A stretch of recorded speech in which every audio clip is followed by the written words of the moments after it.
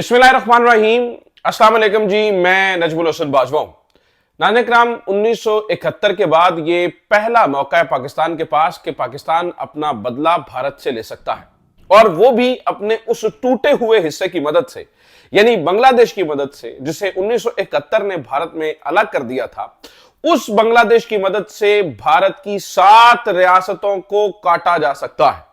और for the record, Indian security analyst ये कह रहे हैं कि इस ऑपरेशन का आगाज भारत और बांग्लादेश के बॉर्डर पर हो चुका है। इंडियन सिक्योरिटी एनालिस्ट इस बारे में बता रहे हैं कि चीनी फौज के बहुत से एहलकार भेस बदलकर 3 मुख्तलिफ मुल्कों में इस वक्त जा छुपे, खासतौर पर बांग्लादेश के रंगपुर डिवीजन में, ईस्टर्न नेपाल में और भूटान में चीनी फौजों की मौजूदगी है, और इस ऑपरेशन का बाकायदा आगाज हो चुका है। नाज़रीन, सूरत हाल यह है कि इस वक्त वो जो सिलीगुड़ी कॉरिडोर है जिससे भारत की जान जाती है, वहां पर 17 फौजी मशकें की जा रही हैं।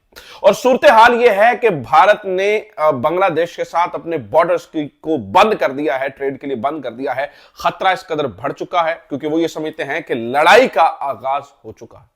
ये सारी कहानी क्या है और कौन सी 7 रियासतें काटने का आगाज हुआ चाहता है? चीनी फौजी क्या वाकई बांग्लादेश के रंगपुर डिवीजन में और ईस्टर्न नेपाल में और भूटान में आ गए हैं? भारतीय सिक्योरिटी एनालिस्ट ये क्यों कह रहे हैं और किस किस्म के ऑपरेशन का आगाज हुआ है? आज नाज़रीन इस बारे में हम तफसीलन बात कर रहे हैं। लेकिन इस पूरी सिचुएशन को समझने के लिए सबसे पहले आपको यह जानना जरूरी है कि एक्चुअली ये चिकन नेक क्या है, या ये सिलीगुड़ी कॉरिडोर क्या है। वैसे तो मैंने इसके ऊपर तफसीलन बात की है। जिन लोगों ने मेरी पिछली वीडियो देखी है पाकिस्तान बांग्लादेश वाली, जिसमें मैंने सिलीगुड़ी कॉरिडोर के बारे में बताया है, उनको तो ये बहुत आसानी से समझ आ जाएगा। जिन्होंने नहीं देखी, मैं उनके लिए फिर भी सरसरी तौर पे बता देता हूं कि नाज़रीन, चिकन नेक या सिलीगुड़ी कॉरिडोर ये एक ऐसा भारत का स्ट्रेटेजिक पॉइंट है जो तकरीबन 22 किलोमीटर के करीब चौड़ा है और 50 किलोमीटर के करीब लंबा है। ये चिकन नेक नाज़रीन इसके जरिए, यानी एक छोटी सी बारीक सी जगह से भारत की पूरी मेनलैंड, भारत की नॉर्थ ईस्ट की 7 रियासतों से, अगर हम सिक्किम को डाल लेते हैं तो 8 रियासतों से जुड़ी हुई है।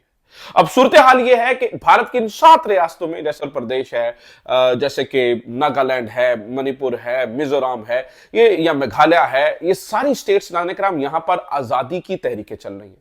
भारत इनको करप्ट कर पाता है ऑब्वियसली अपनी फोर्स के लिए, और वो फोर्स आती है मेनलैंड भारत से, और इस्तेमाल किया जाता है ये चिकन नेक। अब ये जो चिकन नेक है नाज़रीन, इसकी तारीखी अहमियत ये है और बड़ी जबरदस्त, यानी इसकी स्ट्रेटेजिक पोजीशन ये है कि एक तरफ इसके बांग्लादेश है, एक तरफ इसके भूटान है, नेपाल है, और चीन सिक्किम में आकर चीन बैठा है। और खास तौर पर डोकलाम में, यानी वो भूटान वाला इलाका, यानी डोकलाम में आके दोबारा चीन वहां पर बैठा है। यानी कि इस चिकन नेक के ऊपर चीनी फौज उधर से आके बैठी हुई है, और वो किसी भी वक्त इस 22 किलोमीटर के इलाके को काट सकते हैं।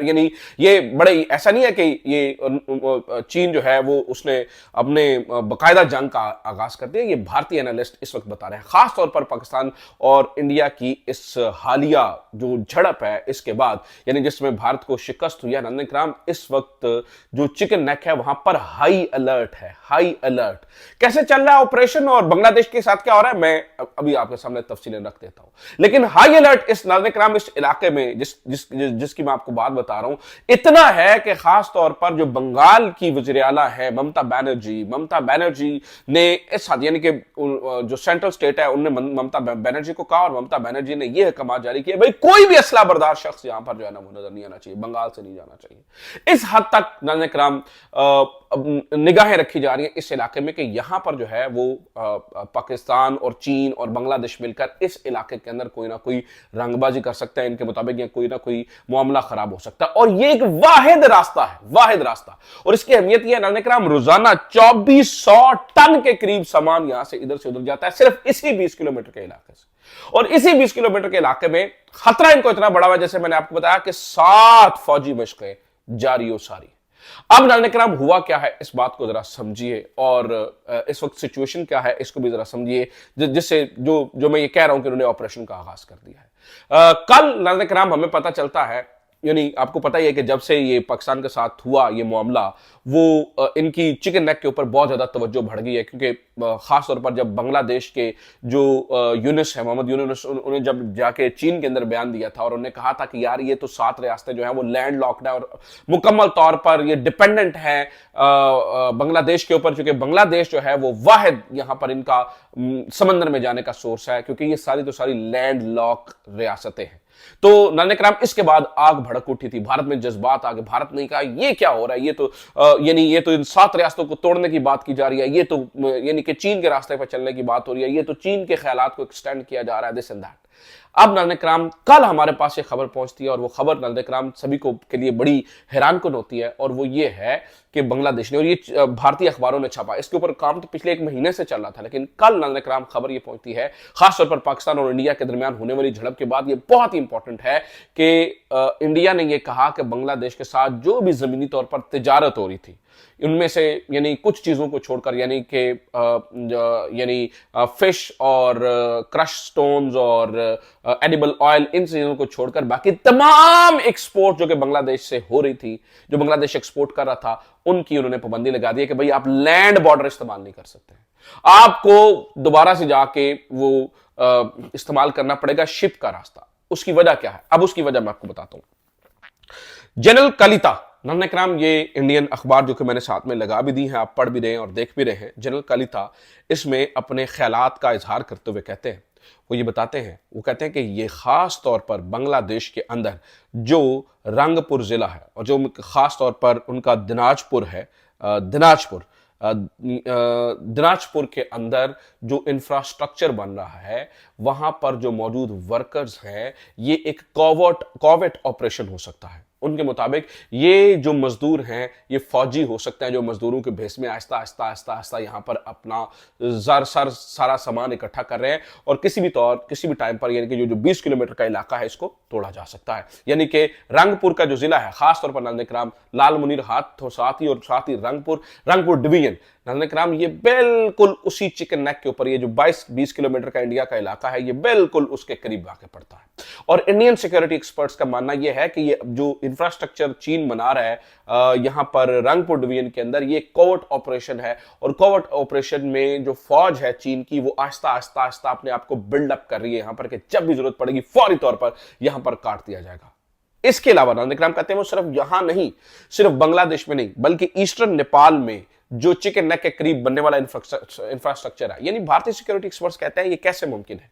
भूटान हो, नेपाल हो, बांग्लादेश हो, ऐसे में ऐसे कैसे मुमकिन हो गया है कि खास तौर पर चिकन नेक के करीब ही होने वाली यानी उनके मुताबिक गतिविधियां ये बताती है कि खास तौर पर इसके करीब ही चीनी फौज इंफ्रास्ट्रक्चर क्यों बना रही है?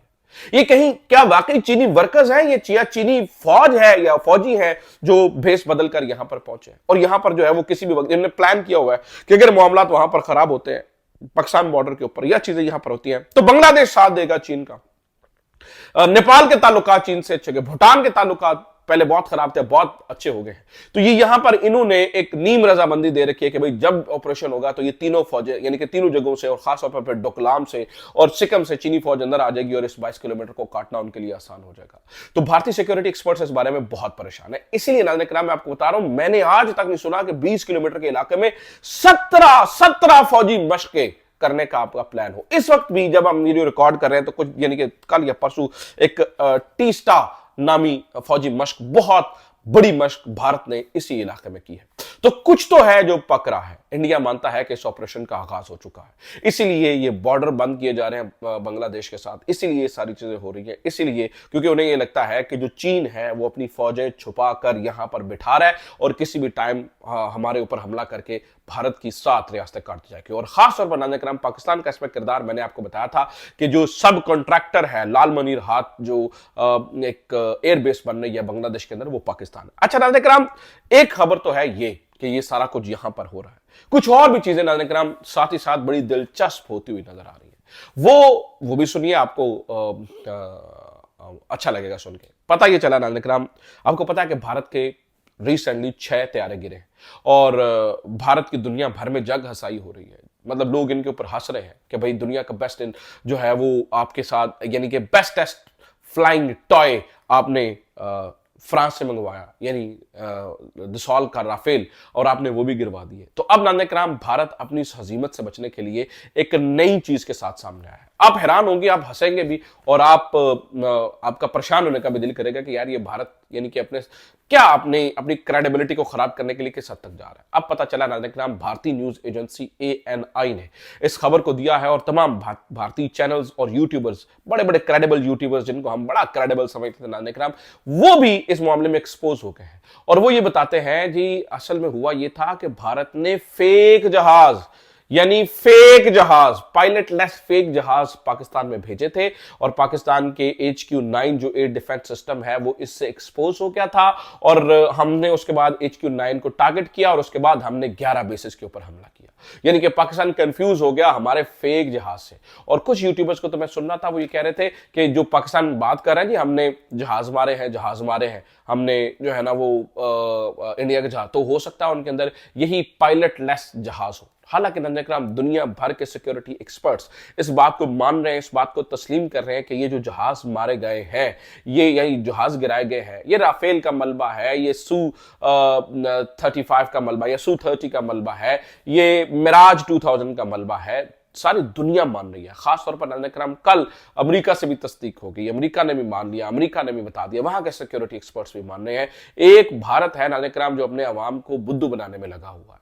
इन्होंने तमाम यूट्यूब चैनल्स को ब्लॉक कर दिया है, बाहर से कोई इंफॉर्मेशन जाती नहीं है। वो मतलब एक आयरन कर्टन कंट्री वहां पे बना रहे हैं, और जो उनके अपने यानी कि मतलब बिल्कुल क्रेडिबल लोग ही नहीं है, वो जो इंफॉर्मेशन देते हैं, फिर भारतीय अवाम बेचारे उसी इंफॉर्मेशन को मानने पे मजबूर होते हैं। पूरी दुनिया को यानी कि जो जो न्यूट्रल बात करता है उसको उन्होंने अपने यहाँ ब्लॉक कर दिया है। तो एक नया शोशा यानी कि फेक जहाजों का छोड़ा गया है। अब इस बात को सुनकर हंसा जा सकता है या फिर रोया भी जा सकता है।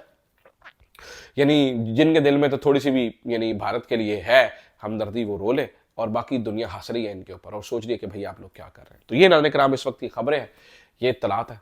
उम्मीद है ये वीडियो आपके लिए इन्फॉर्मेटिव रही होगी। अपना ख्याल रखिए। खुदा हाफिज़। पाकिस्तान जिंदाबाद।